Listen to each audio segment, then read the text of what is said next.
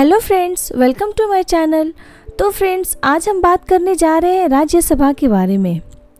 देश की संसद में 2 सदन होते हैं, निचला सदन और उच्च सदन। लोकसभा निचला सदन होता है, राज्यसभा उच्च सदन होता है। देश में कोई भी बिल निचला सदन में पेश किया जाता है, लोकसभा के पटल पर रखने और वहां से पास होने के बाद उच्च सदन भेजा जाता है। राज्यसभा में भी पेश होने के बाद बिल पास होता है, तभी उसे राष्ट्रपति के अनुमोदन के लिए भेजा जाता है। इस तरह कोई नया कानून, योजनाएं वगैरह अस्तित्व में आती है।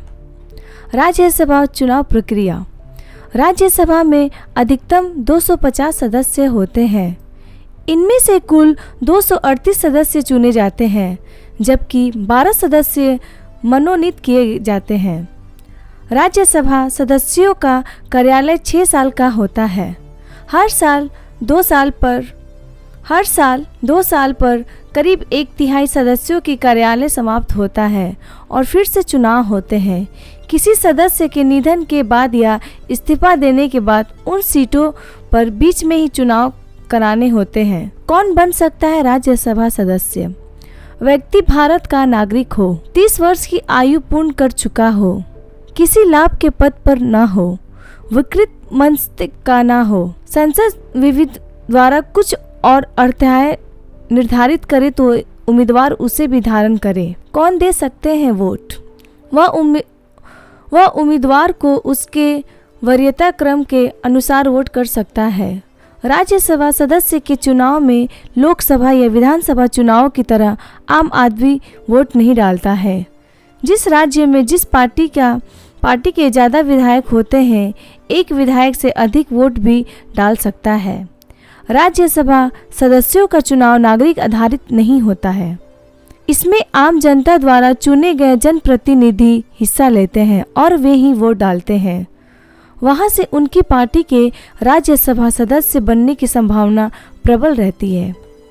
कैसे होता है राज्यसभा का चुनाव? राज्यसभा चुनाव की वोटिंग का फॉर्मूला राज्यों से जुड़ा होता है। किसी राज्य में राज्यसभा सदस्यों की जितनी सीटें खाली हैं, उनमें से एक जोड़ा जाता है। फिर कुल विधानसभा सीटों की संख्या में उसे भाग दिया जाता है। इसमें जो संख्या आती है उसे फिर एक जोड़ दिया जाता है। राज्यसभा सदस्यों के चयन की प्रक्रिया। नामांकन दाखिल करने हेतु न्यूनतम 10 सदस्यों की सहमति अनिवार्य है।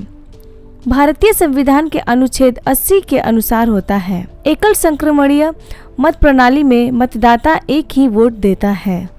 वह कई उम्मीदवारों को अपनी प्राथमिकता के आधार पर वोट देता है। वह बैलेट पेपर पर यह बताता है कि उसकी पहली वरीयता कौन है और दूसरी तथा तीसरी वरीयता कौन है। एक से अधिक उम्मीदवार निर्दिष्ट संख्या प्राप्त करने में विफल रहते हैं तो दूसरे दौर की मतगणना की जाती है। राज्यसभा में नहीं होता गुप्त मतदान। राज्यसभा चुनाव में खुली मतपत्र प्रणाली होती है। इसके अंतर्गत खुलापन काफी सीमित रूप में होता है। दल के विधायक को मत पेटिका में अपना मत डालने से पूर्व दल के अधिकृत एजेंट को दिखाना होता है। स्वयं के अधिकृत एजेंट को मत पत्र न दिखाना मत को अमान्य कर देगा। राज्यसभा और नोटा।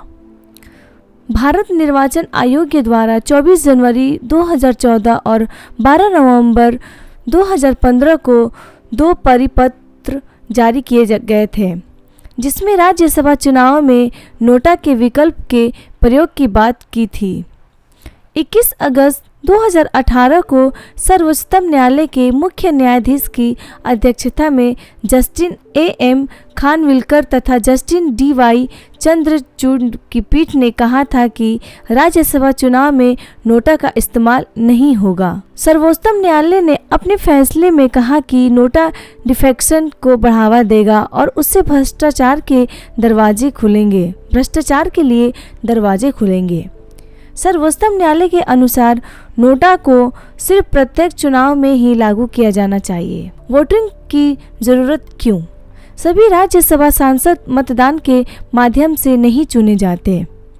अधिकांश राज्यसभा सांसद बिना किसी प्रतियोगिता के निर्वाचित हो जाते हैं। राजनीतिक दल अपनी ताकत के अनुसार कई उम्मीदवारों को मैदान में उतारते हैं। ऐसे में उम्मीदवारों की संख्या रिक्तियों की संख्या के बराबर रहती है। क्या होते हैं सेकेंड प्रेफरेंस वोट?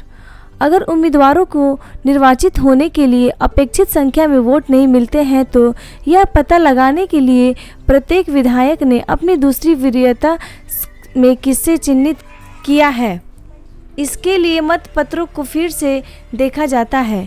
विधायक को अपने पसंद के अनुसार सभी उम्मीदवारों को रैंकिंग देनी पड़ती है। अधिकारी यह देखते हैं कि बाकी बचे जो उम्मीदवारों में से किसी दूसरी वरीयता के अधिक वोट मिले हैं। विधायक कैसे करते हैं वोटिंग? विधायक सिर्फ उसी उम्मीदवार के लिए वोट डाल सकते हैं जो उनके राज्य में खड़ा किया गया है। इतना ही नहीं, इसमें भी विधायक सभी उम्मीदवारों को वोट नहीं दे सकते, उन्हें प्राथमिकता के आधार पर चुन सकते हैं। वोटिंग के समय हर विधायक को एक सूची दी जाती है। एक पेन इस्तेमाल करने का नियम। राज्यसभा में खास तरह के पेन का इस्तेमाल होता है जो बैंगनी रंग से लिखावट देता है। यह पेन चुनाव आयोग की तरफ से दिया जाता है। एक पेन का इस्तेमाल एक ही बार किया जाता है। पेन का इस्तेमाल के बाद उसको चुनाव अधिकारी को दिया जाता है। तो फ्रेंड्स, आपको मेरा वीडियो कैसा लगा प्लीज़ मेरी वीडियो को कमेंट करें, और अगर आपको मेरा वीडियो अच्छा लगा हो तो प्लीज़ मेरे चैनल को लाइक, शेयर और सब्सक्राइब ज़रूर करें। Thank you so much.